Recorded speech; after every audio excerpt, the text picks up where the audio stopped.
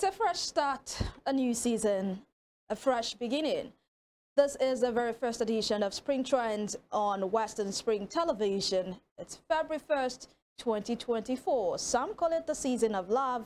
Some call it a good season, whatever it is.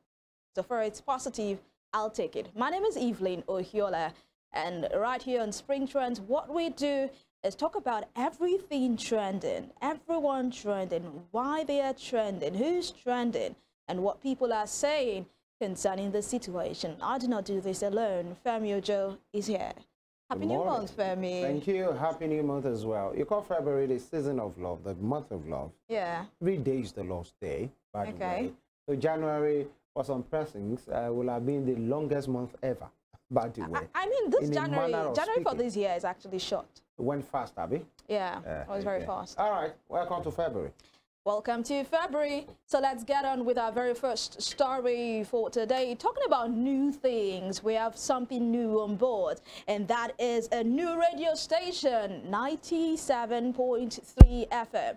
And it is the EFCC radio station. When you say we, I was trying to say... Yeah, it's a Nigeria thing now. It belongs to us. Is it rated at 1.72? And of course, on air, EFCC radio begins live broadcast. And according to the EFCC's page, it said it is to strengthen the voices against economic and financial crimes in Nigeria. The EFCC radio 97.3 FM has kicked off live broadcast today. That's January 30, 2024. That was when they started their live broadcast. Let's see what Nigerians are saying on social media concerning this. At Ukiagu Onwuka says, do you really believe that financial criminals have to listen to your radio? I do not think so. You should rather focus on your mandate of investigating and prosecuting financial crimes and allow the professional media houses all over the place to broadcast your successes. And at Sadiq_Omogma, it says, what are the objectives of this live broadcast? How does it benefit the common man? Help me understand, I beg. And that's just Jarepo says, this is far better since National Orientation Agency is nowhere to help. But it says a lot about the handlers of such establishment. A vibrant person needs to handle that agency. We need new orientation. Hashtag EFCC should have stations everywhere by collaboration with others for cost. Femi, what do you think? I mean, when you heard this, what was the first thing that came to your mind? Well, the first thing that I thought was the scope of the radio station. What do they intend to achieve? Okay, is it orientation? Because somebody talked about NOA. Is it regular, service of a broadcast station? Whatever it is. To strengthen the voices against economic and financial crimes in Nigeria. The EFCC has kicked off live broadcast. Okay, whatever can help the war on corruption should be appreciated. But then, won't this be a distraction? Will they be as free as having people of decent, on their programs as well? Because it won't just be about advert and jingles and social messages. There will be programs in which there will be analysis. Will EFCC be able to have someone criticize them on their own radio station if they are not doing actually they are not doing right? These are the issues. Or you just have people that will just just blast whatever you have given them to do, or will just be like an echo or whatever you are saying. So these are the issues. Whatever can help the war against anti-corruption. Don't forget, EFCC has groups, I think social groups and social clubs in schools, in secondary schools, in universities, to say, let's take this war against corruption, against financial crimes, to the grassroots, to the young ones, so that they can educate their people as well, their friends. So whatever that can help. But we hope it will not just be a radio station in which it will be churning out propaganda or just what you want the people to know. Hear. Yeah, it should be a free one. So kudos to them if actually they are doing this. We hope it won't be a distraction. All right. We wish the EFCC FM, is that it? 97.3. Well, in their endeavors as they start up this new venture. Let's move on to our next story for today, and this next story is centered around Mr. Olufemi Peter Otedola. We heard the news concerning him, and that is him is now actually the chairman of the board for First Bank Nigeria Holdings. We got that notification letter. It was all over social media yesterday of the changes on the board of the FBN holders, as the FBN Holdings notifies the Nigerian Exchange Limited and in the investing public that at the meeting of the board of directors of the company held on January 31st, 2024, the board appointed Mr. Olufemi Peter Otedola, CON, as the new chairman of the board of directors, and he is succeeding the former chairman of the board, Alhaji Ahmed Abdullahi. And one thing we know about Mr. Otedola is the fact that he is a serial businessman, is a philanthropist, and is the best friend of Aliko Dangote. You know, he calls him Bestie. And when he calls him Bestie, I'm reading it in a female's voice. Hello, Bestie. All right, but let's see what Nigerians are saying on social media. And at Sammy Pops 98 says, a competent man is appointed to lead a huge conglomerate like FBN. Be rest assured that real Femi Otedola is going to achieve massive success here, as he always does everywhere he is placed. And at Feji Flourish says he has been the highest shareholder for a while. And congratulations, Parin, from @Lima_Nation 001 says, congrats to him. Femi, your take. I mean, it's your namesake. Yeah, from one Femi to another one, good one. We have at least Femi is trending for the right reasons now. So you know you people trend for the wrong reasons. These are propaganda for bitter people all over Really? the place. I have evidences. Yeah, you always have. I have evidences. You know, in law, there is evidence, there is fact, there is truth. And then there is justice. My evidence is fact and is proven truth. It will take a judge to know if actually whatever you are saying is the truth. Now, speaking about Femi Otedola, he's a big businessman. People knows him, and he has not shied away. He's on the heel of his bestie, Alhaji Aliko Dangote, and other guys as well. It's just a case of the rich getting richer, actually, because we're the executive of a bank, not just an executive, the main guy right now, the chairman of the board of directors of first generation bank, like the one we were talking about. So good luck to him. We wish him all the best. That's all we can do from here.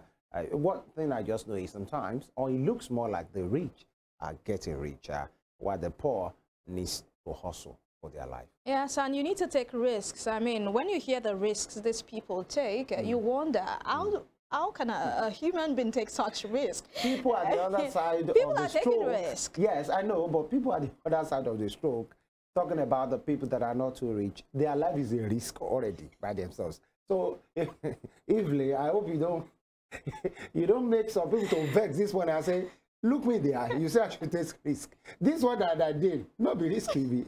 I mean, sometimes you need to go hungry to do the right thing. So if it's all about... Some are not even doing the right thing. They are hungry. Normal, they're hungry. It's not, for them, it's not about doing the right thing. But then be that as it may, not to water down what you're saying. Exactly. Everybody needs a kind of financial risk, but let it be calculated one. Not the, I don't want to mention betting companies now that guys are doing, and they are saying your school fees there. It's a risk. Or your salary.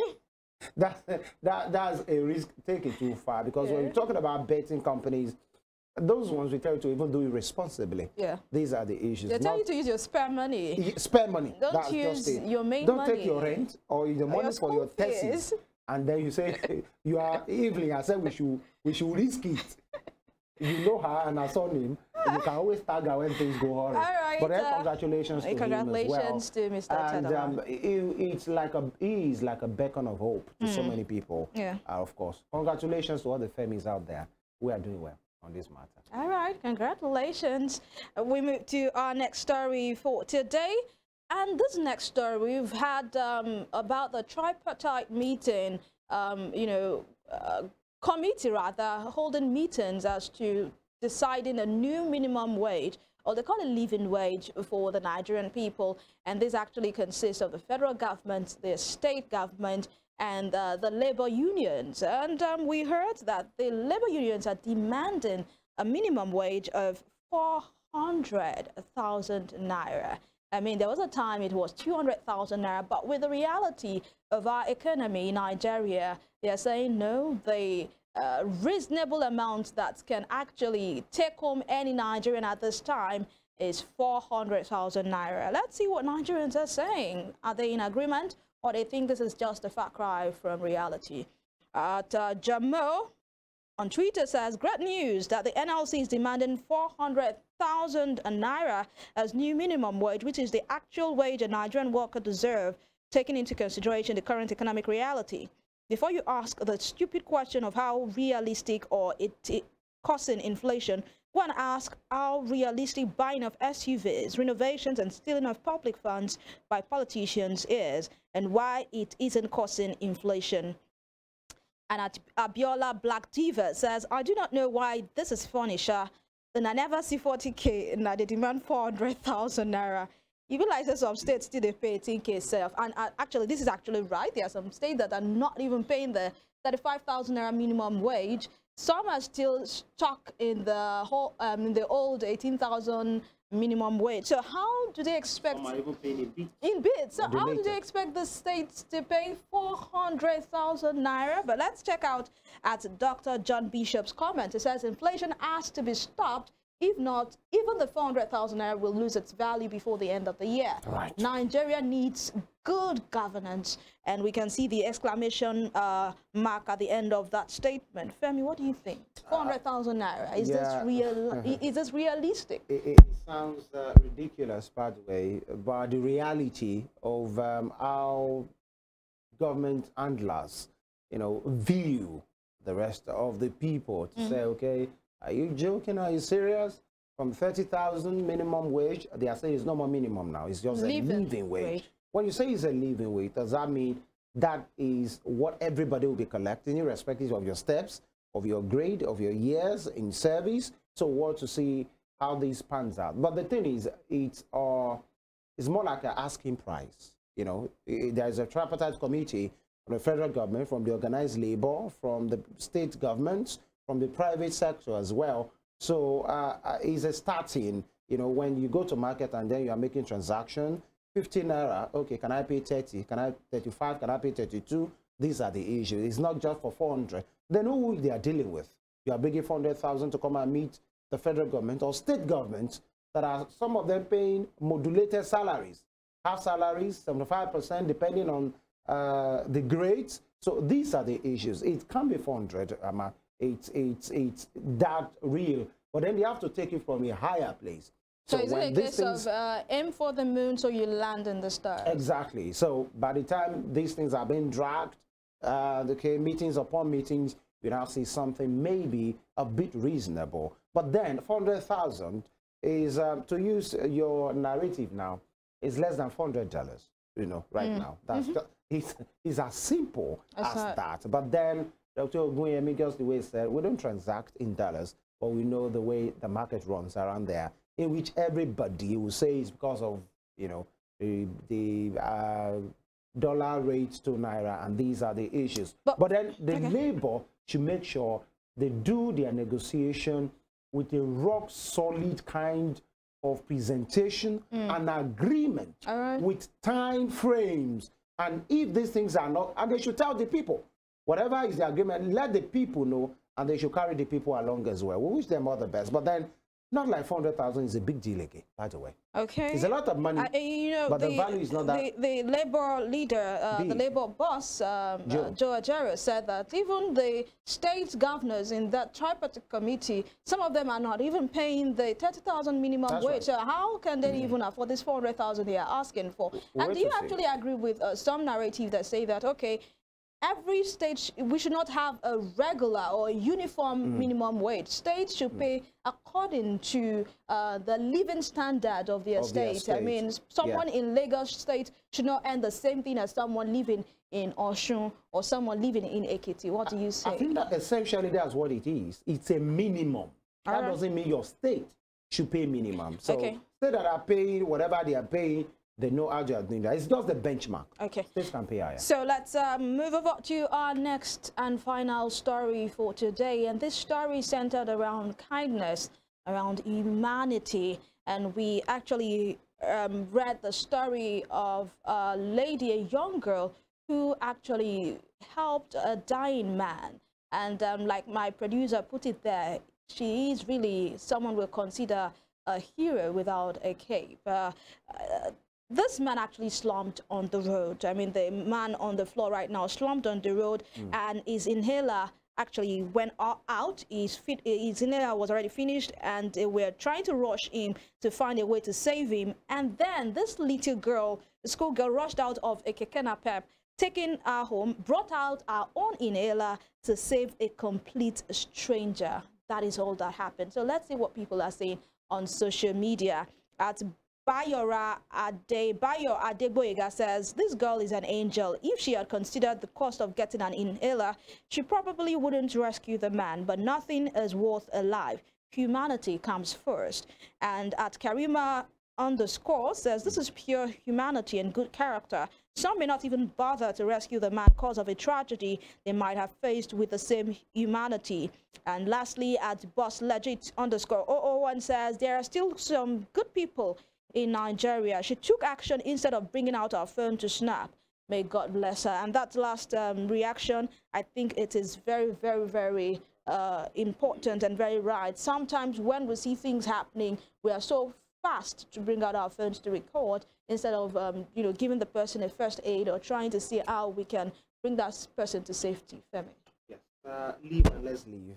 That should be it, by the way. And kindness is just kindness. Kindness is not, you don't do kindness because of who the person is or what the person stands to repay you with.